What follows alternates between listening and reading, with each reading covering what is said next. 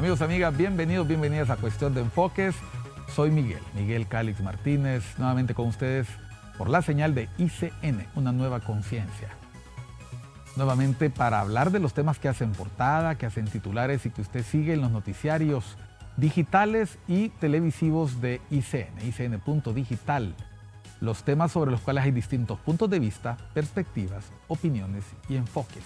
Vamos a contar hoy con el enfoque del buen amigo, el abogado Octavio Pineda Espinosa, miembro del Partido Liberal, miembro directivo del Consejo Central Ejecutivo del Partido Liberal y un liberal de toda la vida. Bienvenido a Cuestión de Enfoques, Octavio, gracias por acompañarnos en este set. Gracias, Miguel, por la invitación, un placer siempre compartir contigo nuestras visiones, como tú dices, y nuestros enfoques sobre la realidad nacional, que al final nos afecta a todos. Y estamos en un nuevo proceso y esperemos que lleguemos a feliz término. Bueno, el abogado Pineda Espinosa ha sido diputado, es catedrático universitario, académico de larga trayectoria, miembro del Partido Liberal, posiblemente desde la cuna, ¿no? Desde la panza de tu madre, ¿verdad? Sí. Octavio, estos últimos días han estado muy agitados, el país vive, transpira, resuma política. Recientemente experimentamos la conmemoración del 15 de septiembre, del Día de la Patria, y fue una conmemoración diferente, extraña para quienes estamos acostumbrados con un importante tinte partidario. ¿Cuál es tu valoración de la forma en que el gobierno trató, conmemoró y prácticamente dominó la celebración del 15 de septiembre? Bueno, yo en primer lugar, Miguel, lamento que una fecha nacional, una fecha que debería servir para unirnos a todos como hondureños, porque es la celebración de la independencia del país, independientemente de que tengamos problemas de todo tipo, es una fecha que debemos celebrar con hondureñidad. Y me parece que el utilizar la fecha patria para desarrollar un evento político, porque al final eso fue un mitin político, cooptar esa fecha, cooptar incluso hasta las sillas del Estadio Nacional, porque yo muy temprano salí ese día hacia los municipios del sur de Francisco Morazán, del norte de Francisco Morazán, y me encontré con aquella cantidad de buses con las banderas. Me dijeron que a las 5 de la mañana toda la militancia de Libre entró al estadio para evitar que la ciudadanía normal, el ciudadano común y corriente, que lo que iba a ir a ver era el desfile patrio, el desfile de los colegios donde están sus hijos, pudieran entrar. Entonces al final, si tú notaste, como tú le dices, fue una celebración extraña, precedida de un mitin político un día anterior frente a Casa Presidencial, donde entiendo se le obligó incluso a los empleados públicos a asistir al evento, y con listas y con amenazas y todo. Creo que es una demostración también de debilidad de parte del gobierno, de que hay temor de porque no han cumplido todas las promesas que se hicieron en campaña, y obviamente por estar golpeados por los temas del nepotismo, el narcotráfico, etcétera, corrupción, etcétera, etcétera, se sienten débiles y obviamente piensan que con eso pueden de alguna manera crear en el imaginario popular la idea de que tienen posibilidades de ganar. A ver, la marcha del 14 de septiembre y luego el copar espacios el 15 de septiembre, que igual a lo largo y ancho del país se conmemoró el Día de la Independencia. Desde tu perspectiva, ¿fue una acción orientada a mostrar fuerza porque no se tiene o porque se quiere consolidar esa imagen hacia su propia militancia? Yo creo que eso era un mensaje a la militancia, en primer lugar. Recordemos que dentro del Libre ya hay disidencias. Con este tema del hermano del presidente, que precisamente el día de hoy le aceptaron la renuncia en el Congreso Nacional, hubieron voces disidentes y hay grupos disidentes. No está tan unificado Libre como estuvo antes. Y es lógico, en aquel momento el objetivo era sacar a Juan Orlando del Partido Nacional. En este momento ellos no tienen realmente más que la visión de quedarse en el poder a toda costa. Inclusive se ha hablado mucho entre los analistas de las posibilidades de querer generar un caos o lo que todos llamamos un autogolpe, porque solo en la mente de ellos existe la posibilidad de que se dé un golpe en este momento, porque en realidad lo que el pueblo hondureño quiere es que el proceso eleccionario se desarrolle normalmente, que los hondureños decidamos quién va a ser nuestro presidente o presidenta y que haya alternabilidad del ejercicio de la presidencia. Quiero que le pedí a producción que rescatara del discurso de la presidenta Castro el segmento final, porque durante todo el discurso hizo un recuento de logros en varias áreas, en lo político, en lo económico, en lo social, la inversión que se ha hecho, nos hizo un atento recordatorio de que el subsidio al combustible debemos agradecérselo al gobierno. Yo la verdad es que me lo saco de una bolsa para meter en la otra, pues, porque al final viene de mis propios impuestos. Pero el asunto es que los gobiernos están para cumplir con sus propuestas, con sus promesas, con la gestión gubernamental, y yo particularmente me siento agradado de escuchar de que se han logrado ciertas cosas, aunque creo que el espacio para hablar de ello no era el estadio. O sea, en esta fecha se habla de otros temas, se habla de la hondureñidad, patriotismo, patriotismo, y este aire de arenga política pues es extraño, sí. Pero creo que también nos fuimos acostumbrando poco a poco. El primer año se empezó con las marchas, luego el segundo ya se incorporaron y esta vez pues fue copado el estadio. Sí. En el discurso, en la parte final del discurso, ella hace una alusión al proceso electoral y las Fuerzas Armadas. Como presidenta constitucional de la República, en mi condición de comandante general de las Fuerzas Armadas, he nombrado a la abogada Rixi Moncada como ministra de Defensa. Las Fuerzas Armadas tiene el mandato constitucional de acompañar y de garantizar el libre sufragio en el próximo proceso electoral.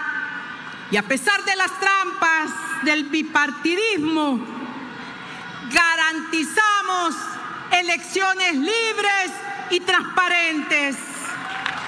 A ver, ¿hay necesidad que la presidenta del país nos hable de garantizar elecciones? O sea, ¿no ese es un trabajo del Consejo Nacional Electoral? ¿No ese es un trabajo de los órganos que están?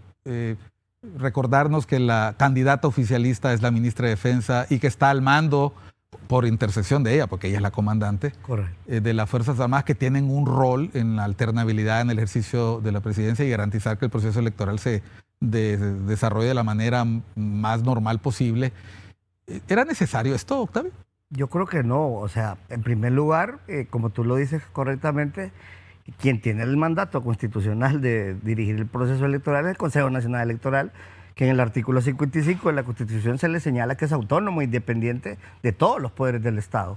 Entonces, el hecho de que ella hable de garantizar un proceso electoral no me termina de convencer, porque además en un Estado de Derecho eso es lo que tiene que suceder. Eso es lo normal que debería suceder. Yo esperaría después de este mensaje que no haya ningún retraso en los desembolsos de los recursos, por ejemplo, y que hayan todas las facilidades para que el día de las elecciones primarias y generales, al menos ese día, se levante la suspensión de garantías para que la gente pueda disfrutar de sus libertades en los espacios, independientemente de los logros que se hayan tenido no en seguridad por la aplicación de esta draconiana medida. Pero el punto es, esto viene, yo creo que le corresponde más al órgano electoral hablar de esto. Y además se introduce un elemento que es preocupante, que además se da por primera vez en la historia de Honduras, y es el hecho de que la candidata oficialista del gobierno, la abogada Rixi Moncada, es la ministra de Defensa. Y obviamente eso genera suspicacias, porque ¿quién traslada el material electoral en el proceso interno? Las Fuerzas Armadas, precisamente. Entonces, eso ha generado también comentarios. Yo creo que era innecesario, que si le quería dar visibilidad a la candidata oficialista porque no le va bien en las encuestas, creo que debieron utilizar otra estrategia. Y también, al final, el hecho de que democráticamente se haya electo dentro del Consejo Nacional Electoral, que es también una de sus facultades, quién va a presidir el proceso interno y primario y quién va a presidir el proceso general, no significa que es una trampa del bipartidismo, son las reglas de la democracia. La mayoría es la que decide y así sucedió en el Consejo Electoral. En 43 años, desde que volvimos a los procesos democráticos, ¿recuerdas alguna vez que el Partido Liberal, que gobernó por muchos años, el Partido Nacional, que ha gobernado recientemente, llenara el estadio de banderas partidarias? No, como un evento, así como se realizó en el caso de la presidenta, utilizar un evento nacional para llenar el estadio, no, nunca lo vi. Lo vi en campaña política, precisamente con mi padre, pero era un evento meramente político y nosotros llenamos el estadio. Pero no fue utilizando una fecha nacional, sino que fue una fecha X. Y cadenas de radio y televisión reiterativas llamando a la gente a acudir a la actividad con la figura del vicecanciller o alguien que no corresponde a la titularidad de las Fuerzas Armadas haciendo llamamientos. Me llamó mucho la atención escuchar funcionarios, ministros, haciendo ese llamado. Es preocupante porque lo que yo he estado notando y lo que hemos estado viendo es movimientos o acciones reiteradas del partido de gobierno en el sentido de entorpecer el proceso, generar polarización. En alguna medida se genera violencia también. Esto ha generado, por ejemplo, el hecho de la elección del Consejo Nacional Electoral, ha generado violencia, hasta violencia de género. Entonces, polarizar la sociedad me parece que también es parte de la estrategia, porque Libre ha vivido el caos y de la anarquía. Ese ha sido su pan diario.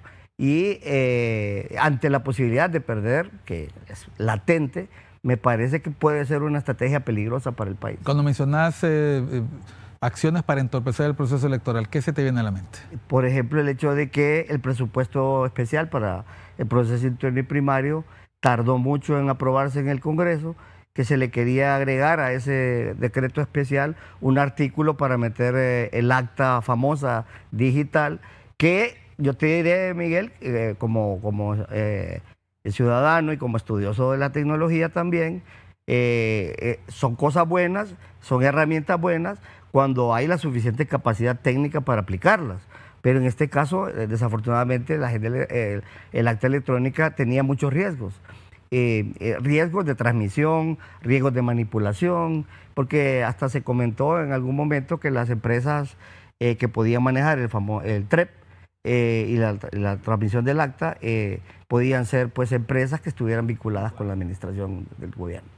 Bueno, vamos a una pausa. Estamos en Cuestión de Enfoques, estamos con el abogado Octavio Pineda Espinosa. Estamos hablando de los altibajos del proceso electoral, obviamente salpicados por las fechas. Por cierto, feliz Día del Maestro a los maestros y maestras de nuestro país que a diario hacen patria. ¿Haciendo qué? Educando, cultivando valores y construyendo el futuro de nuestro país a través de nuestros niños y niñas y adolescentes. Ya volvemos después de unos mensajes.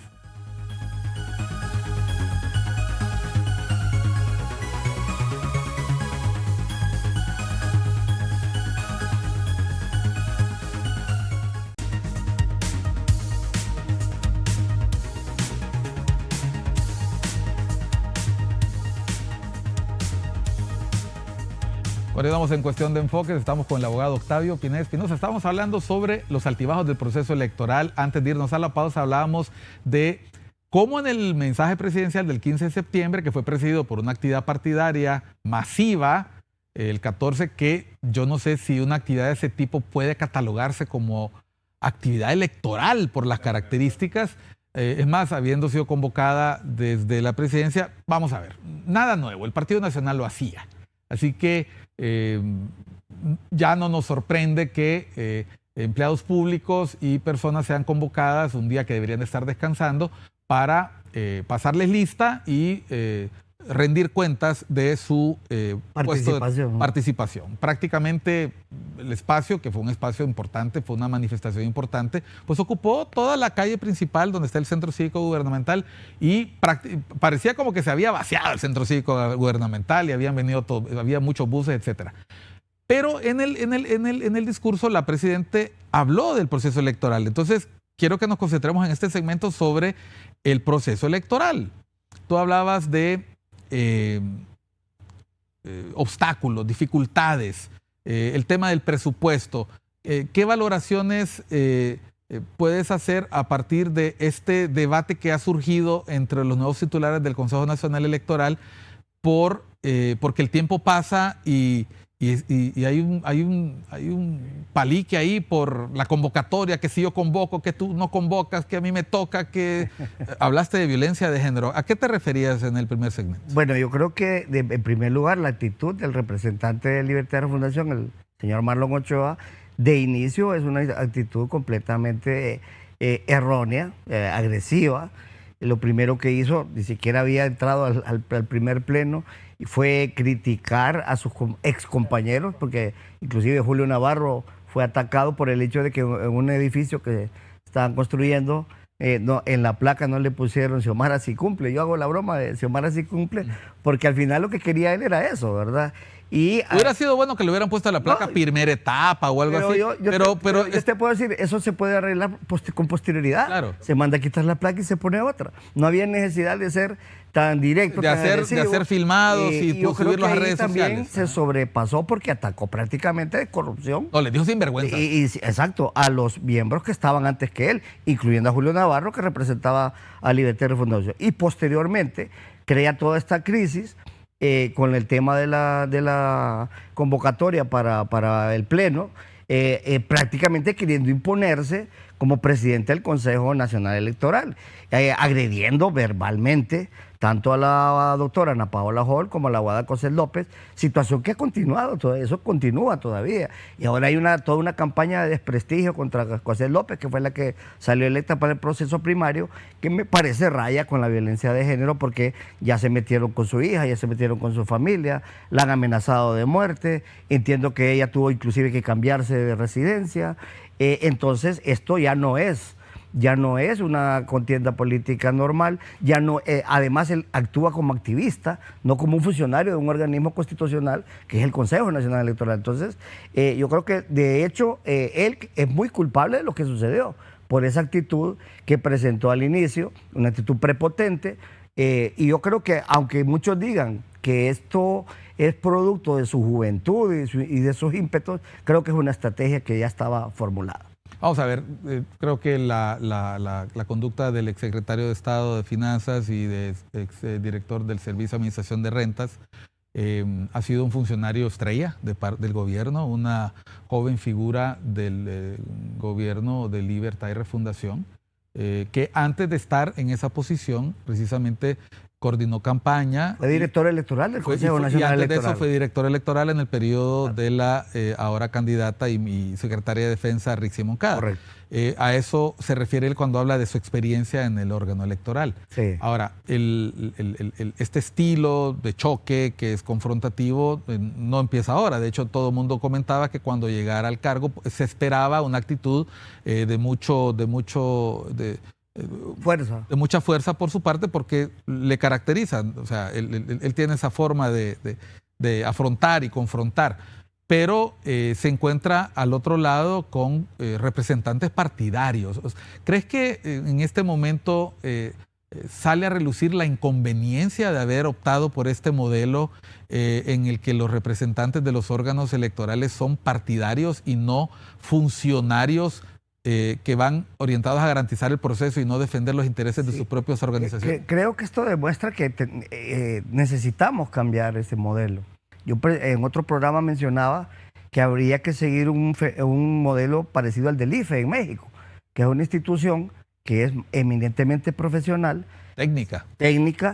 En la que quienes lo dirigen, siempre hay representación de los partidos, pero no son mayoritarios en la toma de decisiones, sino que son funcionarios que son de carrera en materia electoral, formados profesionalmente y que se desvinculan de esas líneas partidarias. Y yo incluso señalaba que para evitar estos problemas de qué orden de precedencia se va a seguir, había que reformar el artículo 55 constitucional, indicando ahí claramente cuál debe ser el orden de precedencia. y también transformando el órgano electoral en un organismo profesional en el cual no tengan que ver los partidos políticos, porque ese ha sido quizá, Miguel, el problema de casi todas las instituciones. Si tú revisas Tribunal Superior de Cuentas, Unidad de Política Limpia, Instituto de Acceso a la Información Pública, hasta la misma Corte Suprema de Tribunal Justicia, Superior de Cuentas, Ministerio Público, Tribunal Superior de Cuentas, se vuelve una repartición entre partidos políticos. ¿Y qué pasa? El que llega ahí, funcionario vinculado directamente con su partido, va a defender los intereses de ese partido. no solo entre partidos políticos, del movimiento dominante. Exacto. En ese momento. Exacto. En el partido político. O de quien esté en el central ejecutivo presidiendo. Y ni siquiera son los intereses del partido, son los intereses de grupos o personas, y eso al final termina afectando la efectividad de todas las instituciones. A ver, Libertad y Refundación se quejaba con justa razón de que los procesos electorales de 2017 y 2021 fueron conducidos por representantes del oficialismo en ese momento. Recordamos a David Matamoros Batson y a Kelvin Aguirre. Sí, correcto. Y mencionaban cuál podría ser el inconveniente de que un representante de Libertad y Refundación corriera con la misma responsabilidad. Sí. Sin embargo, lo mencionabas antes en el primer segmento y ahora, eso es un aspecto que tiene que consensuarse en el seno del Consejo Nacional Electoral, y las rotaciones también son parte de un acuerdo, es decir, el primero, segundo, tercero, y luego vuelve a iniciar la cuenta 1-2. Ya te percataste que al Partido Liberal le va a tocar dirigir las generales de este año, pero también las primarias del siguiente ciclo electoral. Así es, así es. ¿Cómo te lo digo? Me parece que ese tema tiene que ver mucho con el hecho de que hay demasiada concentración de poder de Libertad de Refundación. Tienen el control del Ejecutivo, tenían el control del Poder Legislativo, del Poder Judicial, del Ministerio Público. El presidente Zelaya dice que no controlan la Corte.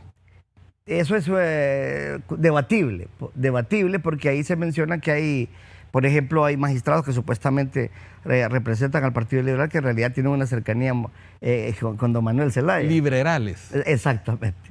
Entonces, en ningún caso, Miguel, ni en el pasado, ni en el presente, ni en el futuro, es bueno que el partido que está en el gobierno dirija el proceso electoral. Yo creo que habría que hacer una reforma también en ese sentido, porque se le da ventaja a quien tiene el poder, tiene el presupuesto del Estado, puede manejar las instituciones. Entonces, no hay igualdad de condiciones para los otros partidos. Entonces, en este caso, era necesario también, porque yo lo voy a decir con todo respeto, yo siento que está amenazado el mismo proceso democrático hondureño. Libertad de Refundación ha sido muy, muy concreto, es decir, que ellos aspiran a una sociedad socialista. Yo no sé qué tan socialista sea en realidad. Yo la comparo más bien con una dictadura disfrazada de socialismo democrático, que es una contradicción en términos, porque ellos, el modelo que han seguido es el modelo de Nicaragua, el modelo de Venezuela, el modelo de Cuba, que son modelos fracasados. Se fueron a poner allá a favor de Maduro, por ejemplo, en Venezuela, en una elección que a todas luces no ganó. Se reúne su jefe de las Fuerzas Armadas con una persona vinculada al cartel de los Soles, etcétera, etcétera. Entonces, todos estos comportamientos, lo que nos hace ver a los hondureños que no nos gustan esos sistemas, que está peligrando el proceso democrático. Y para evitar eso es que precisamente se dieron este tipo de decisiones. A ver, las consejeras y consejero electoral del Consejo Nacional Electoral, y por cierto, es consejeros, no es concejales. Es consejeros, correcto. Consejeros, concejales. Concejales son los de los municipios. Exacto, correcto. Lo digo porque la gente lo dice. Y hay una y esta es una oportunidad, aprovechando el Día del Maestro, usted que es maestro, para que enseñe bien el término. Alumnos y alumnas que es consejeros y consejeras, ¿verdad?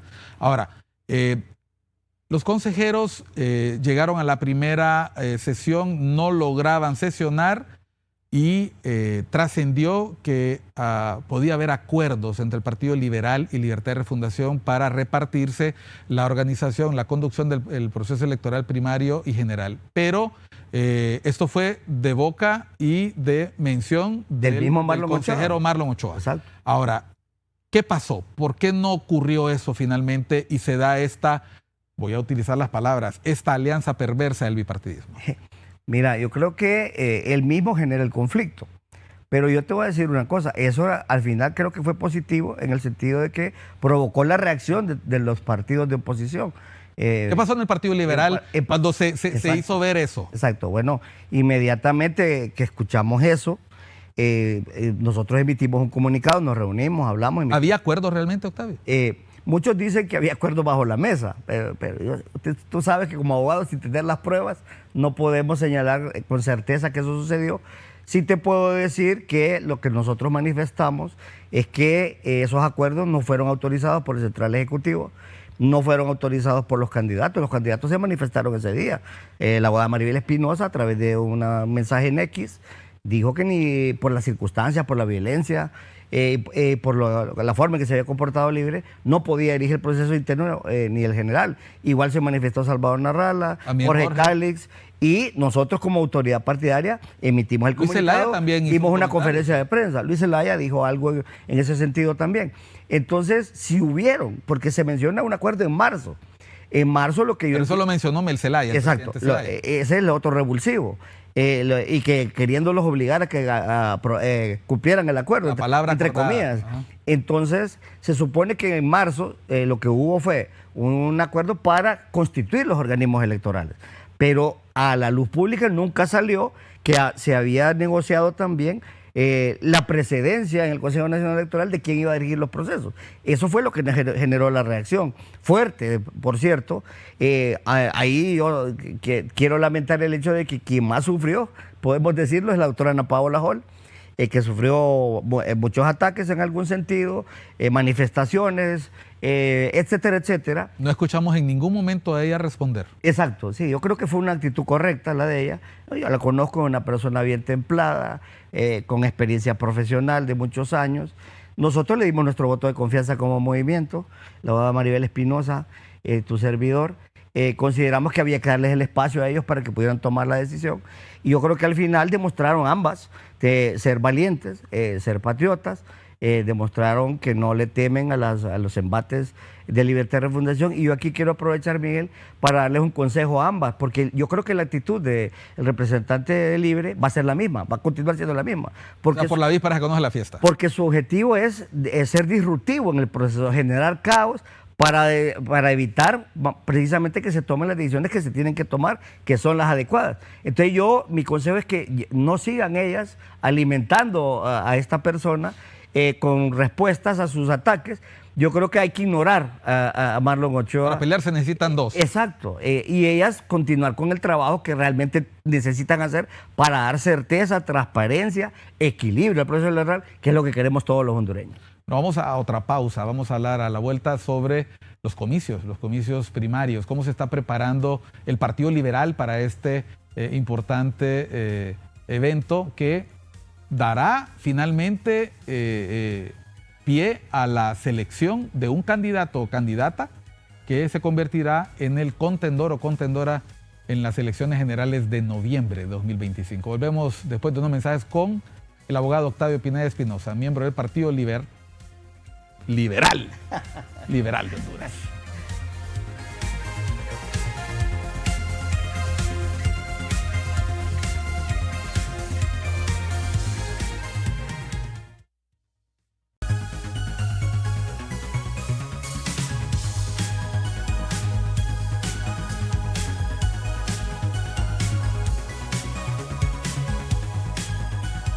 Estamos en Cuestión de Enfoques con el abogado Octavio Pineda Espinosa, miembro del Partido Liberal. Octavio, el proceso electoral primario en cada partido lo organizan los partidos.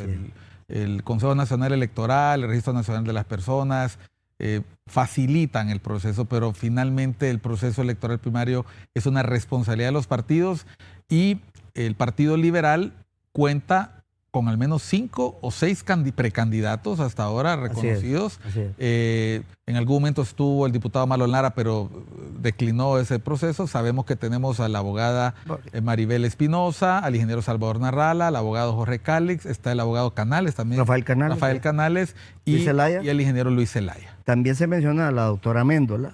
Ajá. Que ha mencionado, y ahí hoy precisamente... Tania Méndola. Sí, y hoy me reuní con Agustín Guerrero, que también de Ceiba, que ha presentado una candidatura. Ahí lo que hay que ver, Miguel, por la experiencia... Hay que cumplir los requisitos. Es ver qué movimiento realmente cumple con los requisitos. ¿Quién tiene la estructura nacional? porque eso es determinante para poder participar en el proceso. Yo al final considero y creo que los movimientos van a ser 3 o 4. Los que van a ¿Crees que van a haber alianzas en el transcurso de los próximos Podrían meses? haber, uno no puede decir en política que no van a haber, podrían haber, pero dependerá también en política un día, un mes, una semana, pueden cambiar muchas cosas. Yo lo pregunto por la historia reciente del Partido Liberal. El Partido Liberal ha tenido al menos 2 importantes movimientos compitiendo el uno con el otro. Así es. En las elecciones anteriores pues fue el ingeniero Zelaya contra el abogado Rosenthal, y antes ocurrió otro con Gabriela Núñez, con Luis Zelaya también.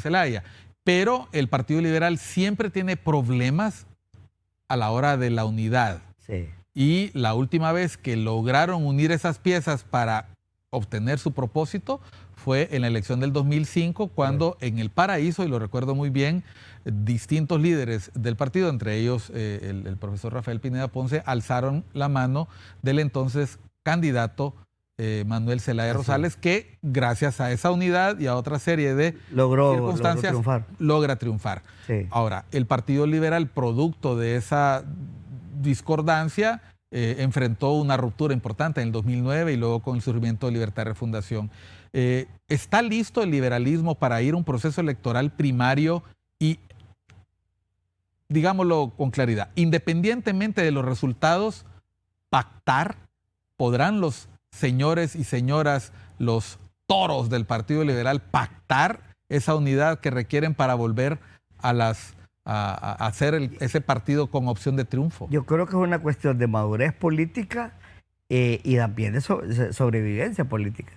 Después de todo lo que tú señalabas que ha sucedido, que ha sido un error, esas 2 estructuras que siempre han estado en conflicto, que no tuvieron la capacidad ni la madurez para poder unirse, hay conciencia en todos los candidatos de que una vez terminado el proceso tenemos que construir esa unidad. Te voy a decir que en ese sentido el movimiento Todos por Honduras de la María Espinosa presentó ante el Central Ejecutivo una propuesta de acuerdo. ¿Para qué? 2 cosas. Uno, el candidato triunfador acepte dentro de su estructura a los candidatos que no sean favorecidos con el voto del liberalismo, y 2, para que los que no sean favorecidos precisamente se comprometan a trabajar por el candidato triunfador. Y el acuerdo, es precisamente, Tomás, fue el día que presentamos ese documento, el acuerdo va a ser refrendado, esa fue nuestra propuesta, por los miembros del Central Ejecutivo, todos, los 18 consejos departamentales, los 298 consejos municipales, la bancada de los diputados y los alcaldes. ¿Por qué? Porque con eso aseguramos que todos estamos claros que tenemos que generar esa tranquilidad interna, generar un proceso interno que sea limpio, que no tenga ventajas ningún movimiento, porque como tú bien dices, el proceso interno lo administra el Central Ejecutivo a través de la creación de una comisión electoral en la que están representados todos aquellos movimientos que cumplen los requisitos, que se hace una revisión previa y ellos dirigen el proceso. Entonces, si nosotros logramos generar un proceso limpio, después de estos acuerdos que fue aceptado muy bien por el Central Ejecutivo y ya fue trasladado a los candidatos, hay obligación de los candidatos de aceptar el resultado. Pero yo sí te quiero hacer una observación, yo sí tengo una preocupación y tengo que expresarla en el caso del ingeniero Salvador Narrala. Por su conducta, por su forma de ser, por ese triunfalismo a veces un poco desbordado que él tiene. Sí hay en alguna medida temor, no solo en mi persona, sino que en varios miembros del Central Ejecutivo, que si él no es favorecido en el proceso interno pueda generar una crisis o señalar que se le hizo fraude y crear un conflicto para el partido. Precisamente por eso es que las autoridades y los otros movimientos hemos señalado que es indispensable generar ese acuerdo. A ver, Octavio, en este momento en el Central Ejecutivo hay personas que simpatizan con los 4 o 5 movimientos. Lo digo porque al ser un proceso electoral primario atípico en el Partido Liberal, y digo que es atípico porque hasta hace 4 meses solo estaba la abogada Espinosa y Marlon Lara por ahí aspirando, y de repente se volvió un bus lleno de candidatos y con mucho entusiasmo, y volvió a sonar la marimba y los parlantes en Central Ejecutivo, y los volvieron a invitar a todos lados, y empezó a recordarse aquella frase de saldrán liberales hasta debajo de las piedras. Sí. ¿Ah? Sí, fíjate que no podemos negar que la incorporación de estos liderazgos de otros partidos vitalizó un poco a la base. ¿Cómo lo has sentido cuando has andado en los municipios? Revitalizó al partido. ¿Andan animados los liberales? Hay entusiasmo, hay mucho entusiasmo. Yo he andado casi todo el país con la abogada, independientemente de que nosotros andamos en nuestro movimiento, sentimos el fervor del liberalismo. Yo siempre dije que el liberalismo estaba ahí, porque tú que eres un estudioso de estos temas, sabes que, por ejemplo, en el nivel de los alcaldes nos sacamos 900,000 votos, 90 alcaldías. Constantemente. Exacto, 22 diputados. El único nivel en el que teníamos fracasos por esas rencillas internas era en el nivel presidencial. Y tú dijiste algo muy, muy correcto. En el Partido Liberal realmente solo hay dos estructuras. La estructura tradicional del llanismo, que la tiene ahora Jorge Cálix, y la estructura que tenía Luis Zelaya, que ahora la tiene Maribel Espinosa. El elemento nuevo ahí es Salvador Narrala, que viene de otro partido y que ha generado algún entusiasmo. No hay duda que es una... Hay varios alcaldes apoyando. No hay duda que es una persona popular, pero yo creo que también tiene el problema, y me lo han dicho algunos compañeros liberales que están acompañándole, que él actúa como que estuviera todavía en PCH, en el que las decisiones las tomaba él y 2 o 3 personas directamente, y el Partido Liberal no funciona así. Somos una institución completamente diferente, y ahí son importantes las estructuras, y eso le puede generar un conflicto al ingeniero Salvador Narrala interno. Bueno, pero si ya se saben los puntos de dolor, si ya se saben las dificultades, estabas mencionando que por lo menos la abogada Maribel Espinosa ha tomado pasos para poder prever el reto de la unidad partidaria. Si tú te fijas, y eso nos lo dijo a nosotros, a todos los que estamos alrededor de ella no ha personalizado ataques contra nadie. Ella critica conductas, pero no ha atacado a ninguno de los candidatos. ¿Se ha reunido con Jorge Cálix, Maribel Espinosa? Ha hablado con él. En el Congreso nos comentó que una vez... que son diputados. Son compañeros diputados, han conversado ahí. Ha hablado con el ingeniero Narrala, de quien es amiga también. Ha hablado con Luis Zelaya, de que fuimos un solo equipo en determinado momento, incluso tu servidor también. Ha hablado también con los demás candidatos, con Rafael Canales. La otra semana vamos a hablar con Guerrero. ¿Cómo está la relación con el abogado Yanni Rosenthal, el presidente del partido? Bien, yo creo que hemos sido lo suficientemente inteligentes de ambos lados para entender que aquí lo importante es que el partido tiene una posibilidad histórica y que todos somos responsables de lograr que lleguemos hasta el final y que tengamos éxito. El ingeniero Rosenthal ha sido muy abierto en algunos temas. Claro, siempre tenemos diferencias, ¿verdad? Diferencias de enfoques, diferencias de lo que se debe hacer. Tenemos amplitud en el Central Ejecutivo y nos criticamos. Tú decías una cosa, dentro del Central Ejecutivo hay representantes de todos los movimientos, a excepción del movimiento de Luis Zelaya. ¿No hay ningún miembro del Consejo actualmente no esté simpatizando con él? No, actualmente no, porque en el caso nuestro, que es yo entré ahí representando a la corriente de Luis Zelaya por el resultado del proceso anterior, y también el compañero Francisco Ávila, cuando él se lanzó, cuando nosotros conversamos con él en marzo, él dijo que no se iba a lanzar. Eso fue lo que se supo. Sí. Hizo un video, hizo una carta, nosotros hicimos compromiso con la abogada Maribel Espinosa, y obviamente una vez que uno da la palabra no se puede echar para atrás.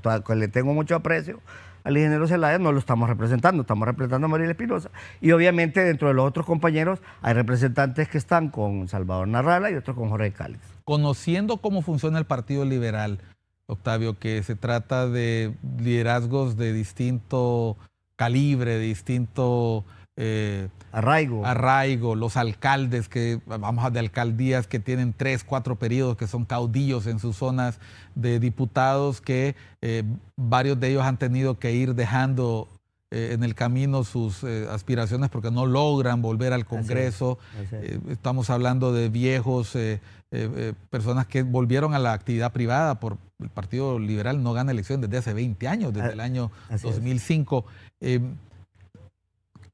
¿Cómo conjuntar todo ese montón de talento de cara a esa expectativa que tú mencionas como histórica? Porque creo que todo el mundo sabe que en las elecciones primarias tendrá que haber un ganador o ganadora. Y las elecciones tendrán que ser ejemplares para que todo el mundo quede contento. De hecho, el comentario generalizado de liberales, y te voy a decir que de muchos amigos nacionalistas, es que la elección de quién va a ser presidente y presidenta o presidenta se va a dar en la interna del Partido Liberal. O sea, ese es el sentimiento que hay. Lo que estás diciendo es que así como se habla en el Mundial o en los torneos, de esta llave sale el campeón. Exacto. O sea, ustedes están esa es la percepción. Ahí va a estar el próximo presidente o presidenta de Honduras. Por eso es que era tan importante blindar el proceso interno y primario. Porque no podemos negar también, Miguel, que en el pasado los procesos internos han sido manipulados. Entonces, de ahí viene todo este esfuerzo por querer también adecentar un poco el proceso, incorporando un poco la tecnología con la biometría, asegurar el TREP, que haya representaciones y que haya supervisión tecnológica de todos los candidatos. Entonces, sí hay ese entusiasmo y sí se genera esa expectativa de que quien gane ahí es el que va a liderar la alianza, que va a triunfar en el proceso electoral general. Vamos al último corte. Estamos con el abogado Octavio Pineda Espinosa, miembro del Partido Liberal. Estamos hablando sobre los altibajos del proceso electoral y ya estamos hablando en materia sobre el Partido Liberal, sobre el movimiento en el que participa el abogado Octavio Pineda. ¿Quiénes acompañan a la abogada Maribel Espinosa? Él acaba de mencionar que buena parte de las estructuras del ingeniero Luis Zelaya les acompañan. Tuvimos hace algunas semanas al ingeniero Luis Zelaya diciendo que también en algunos lugares ha tenido que escoger entre una y otra propuesta de alcaldes. ¿Qué le depara a este proceso electoral primario en el Partido Liberal? De eso vamos a hablar en el último segmento acá en Cuestión de Enfoque. Ya volvemos.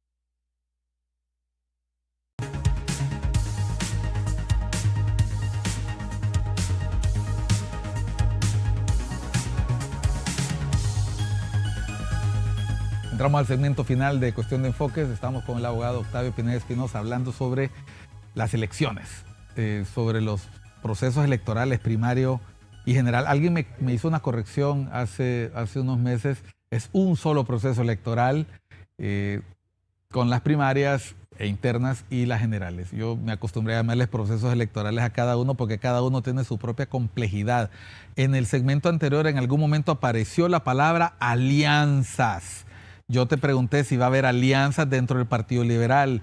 Me dijiste que todo es posible en el Partido Liberal y que no descartas que en cualquier momento algunos de los precandidatos digan, pues, veo más conveniente aportar mi talento, mi estructura a una candidatura u otra, o prever que, independientemente del resultado en las elecciones del Partido Liberal, el Partido Liberal mismo va a tener que aliarse después de las primarias. La palabra alianza fue clave en el 2017, alianza electoral contra la dictadura.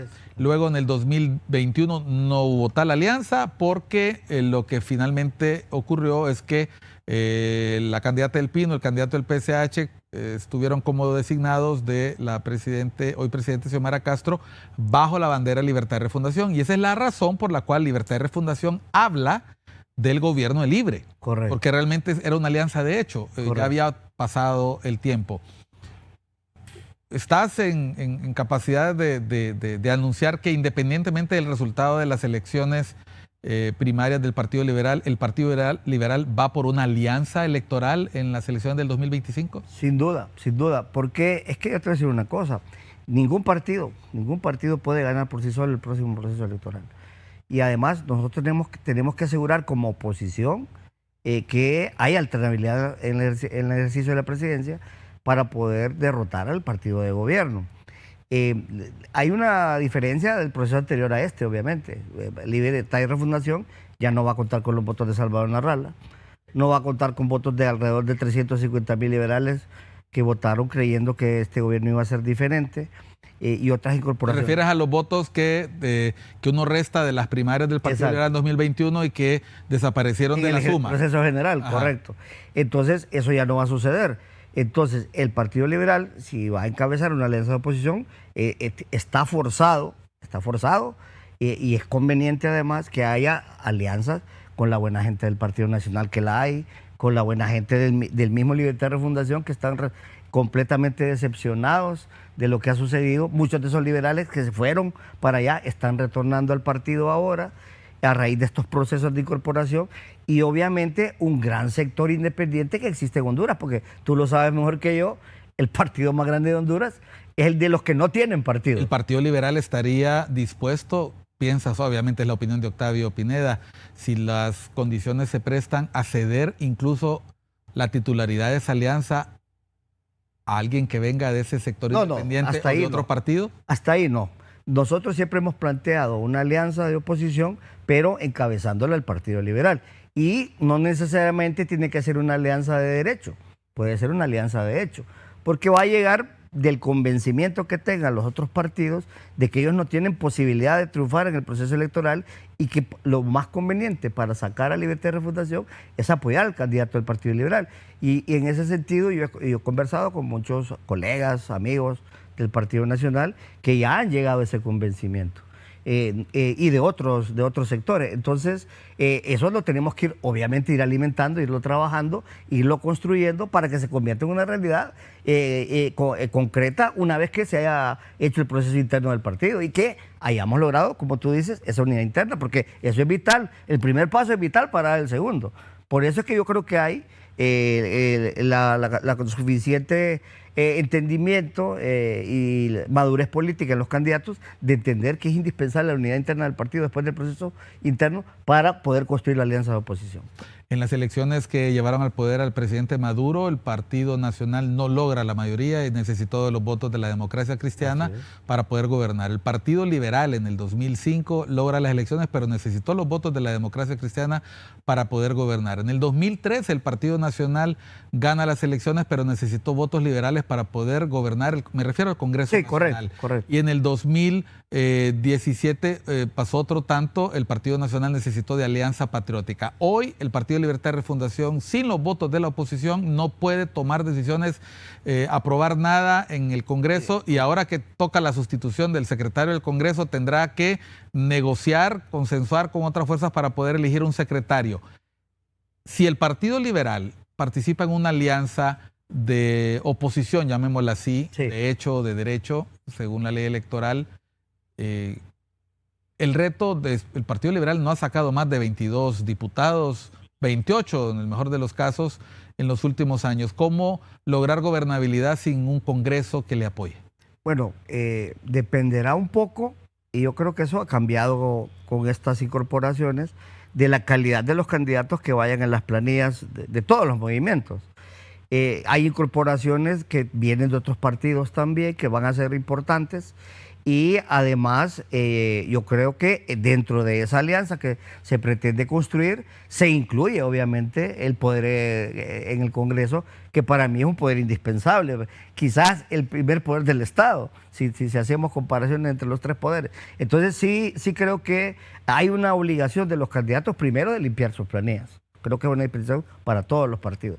Segundo, de presentar candidaturas que tengan calidad y compromiso con el partido, con el proyecto y obviamente con la democracia y la transformación, entendiendo qué es lo que ha sucedido en este actual Congreso, que para mí es el peor Congreso de la historia, de lo que yo tengo conocimiento. Me queda un minuto y voy a aprovechar para hacerte una pregunta. Responde sí o no. ¿Crees que es esencial que cualesquiera sea el resultado de esa alianza, cualquier acuerdo se pacte antes y por escrito para que no les pase lo que le ocurrió a Salvador Narrala o lo que le pasó a Jorge Cálix a la hora del Congreso Nacional, sí o no? Sí. Y la última, ¿correrá Octavio Pineda Espinosa para una posición en el Poder Legislativo en las próximas elecciones primarias, sí o no? Sí. No voy a preguntar en qué movimiento. Octavio, 30 segundos para despedirte. No, agradecerte, Miguel, por la oportunidad y aprovechar también, mi padre era un educador, mandarle un mensaje a los maestros, también yo he seguido esa corriente y tú también, y entonces felicitar a todos los maestros que para nosotros son importantes porque son los constructores del alma nacional. Así que necesitan el apoyo institucional, capacitación para poder desarrollar sus habilidades intelectuales, emocionales, espirituales y materiales. Muchas gracias, Miguel. Bueno, gracias a ti, Octavio, y gracias a ustedes que nos han prestado su atención. Esto fue Cuestión de Enfoque. Soy Miguel Calix Martínez. Le invito a seguir disfrutando de la programación de ICN, Una Nueva Conciencia. Feliz día.